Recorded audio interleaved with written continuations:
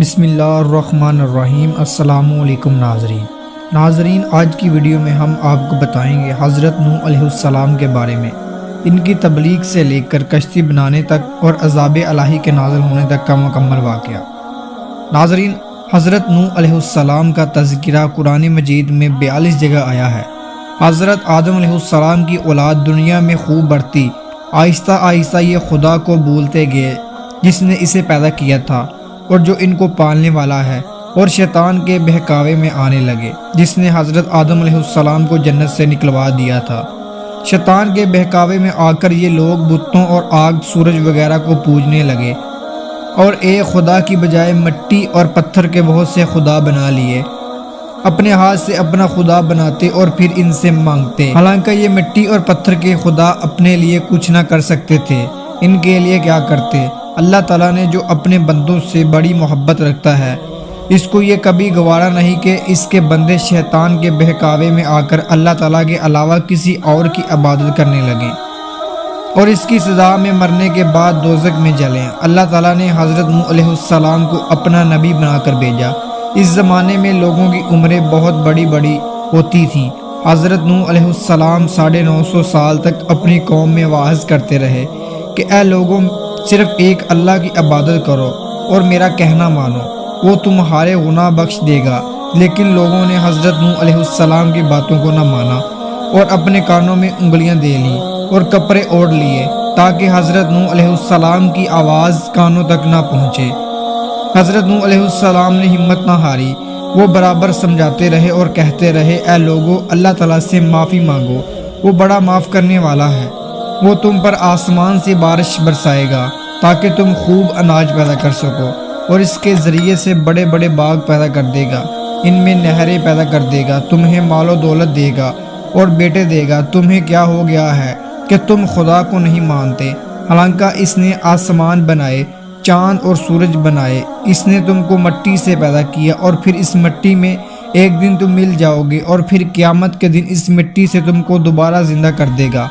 لیکن لوگوں نے اپنے بتوں کو نہیں چھوڑا اور حضرت نوح علیہ السلام سے کہنے لگے کہ ہم اپنے بتوں کو ہرگز نہیں چھوڑیں گے، اور ہم تو تم کو اپنے جیسا آدمی ہی دیکھتے ہیں، اور تمہارا کہنا بھی صرف چند غریب لوگوں نے مانا اور ہم تو تم کو جھوٹا سمجھتے ہیں۔ حضرت نوح علیہ السلام نے کہا کہ اے میری قوم، میں تم کو جو نصیحت کرتا ہوں اس کے بدلے میں تم سے کوئی مال و دولت نہیں چاہتا، اور جو غریب آدمی مسلمان ہوئے ہیں اور اللہ پر ایمان لائے ہیں، ان کو میں اپنے پاس سے تمہارے کہنے سے نکلواؤں گا نہیں۔ اگر میں ان کو اپنے پاس سے نکال دوں تو خدا کے عذاب سے مجھے کون بچائے گا؟ اگر میں ایسا کروں گا تو بہت نا انصاف ہو جائے گا۔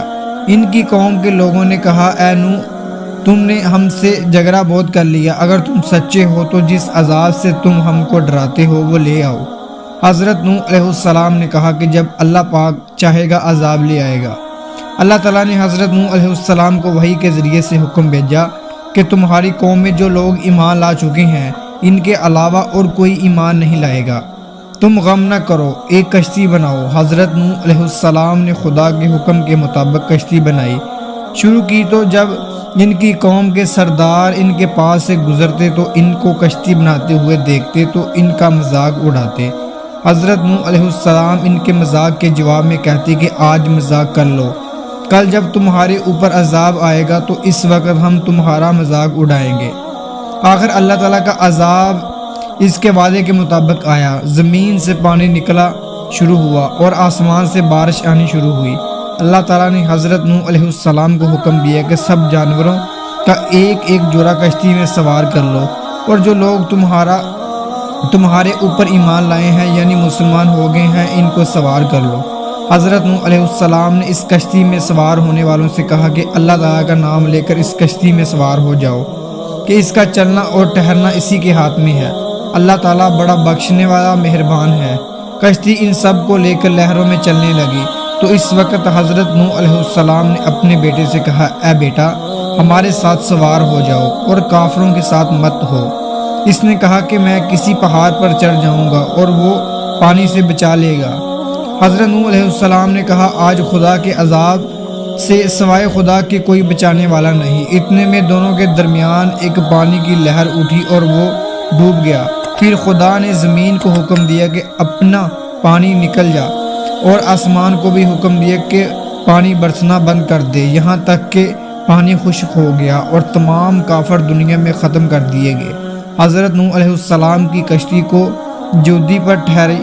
حضرت نوح علیہ السلام نے اپنے پروردگار سے عرض کیا، اے میرے رب، میرا بیٹا بھی میرے گھر والوں میں سے ہے اور آپ کا وعدہ سچا ہے۔ یعنی حضرت نوح علیہ السلام کا مطلب تھا کہ اے اللہ، آپ نے وعدہ فرمایا تھا کہ تیرے گھر والوں کو اس طوفان سے بچا لوں گا، پھر میرا بیٹا کیوں ڈبویا؟ تو خدا نے فرمایا کہ اے نوح، تیرا بیٹا تیرے گھر والوں میں سے نہیں تھا، کیونکہ اس کے عمل اچھے نہیں تھے۔ میں تجھ کو نصیحت کرتا ہوں کہ ایسی بات نہ کر جو تیرے علم میں نہیں۔ حضرت نوح علیہ السلام نے اللہ پاک سے توبہ کی اور اپنے کہنے کی معافی چاہی۔ اللہ پاک نے ان کو معاف کر دیا اور حکم دیا کہ اے نوح، ہماری طرف سے سلامتی اور برکتوں کے ساتھ اتر۔ اس کے بعد حضرت نوح علیہ السلام کی امت سے دنیا میں بسی اور آہستہ آہستہ ان کے بال بچے آباد ہونے لگے۔ یہ سب لوگ خدا کی اطاعت کرتے رہے۔ زمانہ گزرتا گیا اور آہستہ آہستہ شیطان نے پھر بہکانا شروع کیا، تو یہ لوگ خدا کو بھولنے لگے۔ حضرت نوح علیہ السلام جو اللہ تعالیٰ کے اتنے بڑے پیغمبر تھے، اپنے بیٹے کو اس کے برے کاموں کی وجہ سے اللہ تعالیٰ کے عذاب سے نہ بچا سکے۔ اس طرح اگر ہمارے ماں باپ اللہ تعالیٰ کے کتنے ہی ولی کیوں نہ ہو، اگر ہمارا عمل اچھا نہ ہو تو وہ ہم کو اللہ تعالیٰ کے عذاب سے نہ بچا سکیں گے۔ ہم کو اپنے بزرگوں کے نیک عمل کا سہارا نہیں لینا چاہیے، بلکہ اللہ اور اس کے رسول کے بتائے ہوئے کاموں پر عمل کر کے نیک بننا چاہیے۔ اسی وجہ سے اللہ تعالیٰ نے قرآن مجید میں کہا ہے کہ اگر تم ایک ذرہ برابر بھی نیکی کرو گے تو اس کا بدلہ ہم تم کو دیں گے، اور اگر ایک ذرہ برابر بھی برا عمل کرو گے تو وہ بھی تمہارے سامنے آ جائے گا۔